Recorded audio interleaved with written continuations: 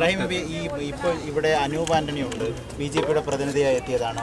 നിങ്ങൾ ഇവിടെ വന്നിങ്ങനെ പ്രതിഷേധം ഉണ്ടാക്കിയ സർക്കാർ പ്രകോപിതരാകുമെന്നും ഈ കേസിനെ ബാധിക്കുമെന്നും മുതലെടുപ്പിനും ആളാവാനും ശ്രമിക്കരുതെന്നാണ് BJP പറയുന്നത്. തെമ്മാടിത്തരം കാണിച്ചിട്ട് വെറുതെ വർത്തമാനം പറയുന്നത്, അതാണ് എൻ്റെ മറുപടി. അതിനകത്ത് കിടക്കുന്ന 2 സ്ത്രീകളില്ലേ, കന്യാസ്ത്രീകൾ. ആ കന്യാസ്ത്രീകൾ, ഞാൻ ചോദിക്കട്ടെ, ഏതെങ്കിലും ഒരു അമ്മയോട് ഇങ്ങനെ പെരുമാറോ BJP?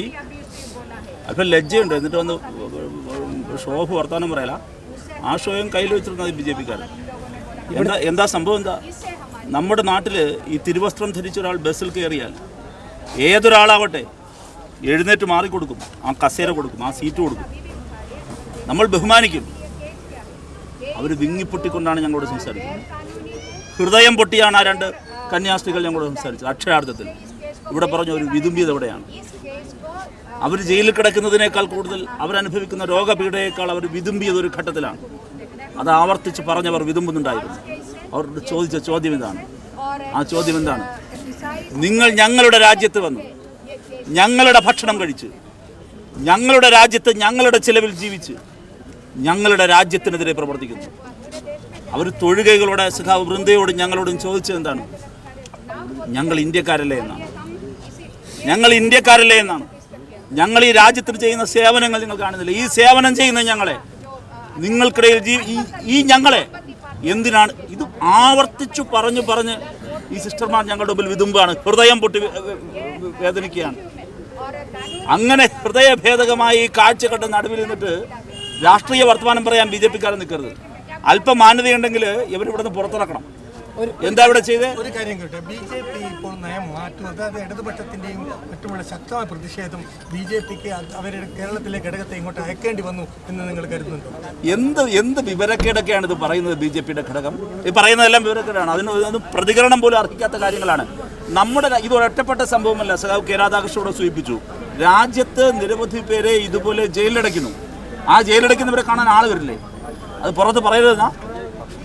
അതൊക്കെ അനാവശ്യമായി പറയുന്ന കാര്യം കൂടെ. അതായത് ഈ മാധ്യമങ്ങളും അല്ലെങ്കിൽ നേതാക്കന്മാർക്ക് ഇവിടെ നിന്ന് പോകും, പക്ഷേ ഇവിടെ സമാന്തര പെട്രോളിംഗ് നടത്തി, സമാന്തരമായിട്ട് അന്വേഷണം നടത്തി ആളുകളെ വിചാരണ ചെയ്യുന്ന ഒരു ഘട്ടം പോലും ചില ബജറംഗ് പ്രവർത്തകർ, നേതാക്കൾ നടത്തുന്നു എന്നുള്ളതാണ് ഇവിടെയുള്ള ചില പാസ്റ്റർമാരടക്കം പറഞ്ഞുകൊണ്ടിരിക്കുന്നത്. ഇതൊരു ഒറ്റപ്പെട്ട സംഭവമല്ല, ഇത് നിരന്തരം നടക്കുന്നതാണ്. ഇത് മാത്രം മാധ്യമ ശ്രദ്ധയിൽ വന്നു, അതാണ് അത്. തീർച്ചയായും ഞങ്ങൾ ഇന്നലെ കോൺവെന്റിൽ പോയി. ഇവിടെ നിന്ന് കോൺവെന്റിൽ പോയപ്പോൾ ഒരു സിസ്റ്റർ പുറത്തു നിന്ന് വരികയാണ്. ആ സിസ്റ്ററാണെന്ന് അത് മനസ്സിലായില്ല, കാരണം ചുരിദാറാണ് ഇട്ടിരുന്നത്. അകത്ത് പോയി വസ്ത്രം മാറി തിരിച്ചു വന്ന സന്ദർഭത്തിൽ ഞങ്ങൾ വീണ്ടും സംസാരിക്കുന്നുണ്ടായി പറഞ്ഞു, തിരുവസ്ത്രം ധരിച്ച് പുറത്തിറങ്ങുന്നതിന് പോലും ഭയമാണ്. ഒരു ചാനലിന് ബൈറ്റും കൊടുത്തിട്ടുണ്ട്. തിരുവസ്ത്രം ധരിച്ചു പുറത്തിറങ്ങാൻ ഭയമാണ്. ഇതാണ് താങ്കൾ ചോദിച്ചതിന് ഉത്തരം. ഉറക്കെ ഒന്ന് പ്രാർത്ഥിച്ചാൽ ആൾ വരും. വേദപാഠ ക്ലാസ് ഈ തൊട്ടപ്പുറത്തെ കോൺവെന്റിൽ നടക്കുമ്പോൾ ആ കോൺവെന്റിലെ വേദപാഠ ക്ലാസ്സിനകത്തേക്ക് ഒരു സംഘം ഇരച്ചു കയറി വരികയാണ് ജയ് ശ്രീറാം വിളികളുമായി. എന്നിട്ട് മുഴുവൻ പേരെയും പരിശോധിക്കുകയാണ്, ചോദ്യം ചെയ്യുകയാണ്. നിങ്ങളെല്ലാവരും ആരെങ്കിലും ഹിന്ദുക്കളായിട്ടുണ്ടോ എന്ന് പരിശോധിക്കുകയാണ്. പരിശോധന എല്ലാം കഴിഞ്ഞിട്ട് ആരാണിവർ പരിശോധിക്കാൻ?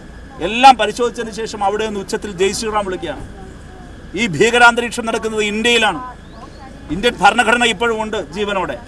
ആ ഭരണഘടനയുടെ കീഴിലാണ് ഇതെല്ലാം നടക്കുന്നത്. നിങ്ങൾ ആലോചിച്ച് നോക്കൂ, ഇവിടെ നടന്ന മുഴുവൻ ഈ ചോദ്യങ്ങൾ മുഴുവൻ ചോദിക്കുന്നത് പോലീസ് കസ്റ്റഡിയിലിരിക്കുമ്പോൾ പോലീസ് കസ്റ്റഡിക്കകത്ത് കയറി ഈ പറയുന്ന ബജറംഗ് ദളിന്റെ ഗുണ്ടകൾ, തെമ്മാടി സംഘം അവരെ മാറ്റി നിർത്തി അവിടെ വെച്ച്, അതിനുള്ളിൽ വെച്ച് പോലീസ് നിസ്സാരമായി നിൽക്കുക. അതിൻ്റെ മുമ്പിൽ വെച്ച് ഇവരെ ചോദ്യം ചെയ്യുകയാണ്.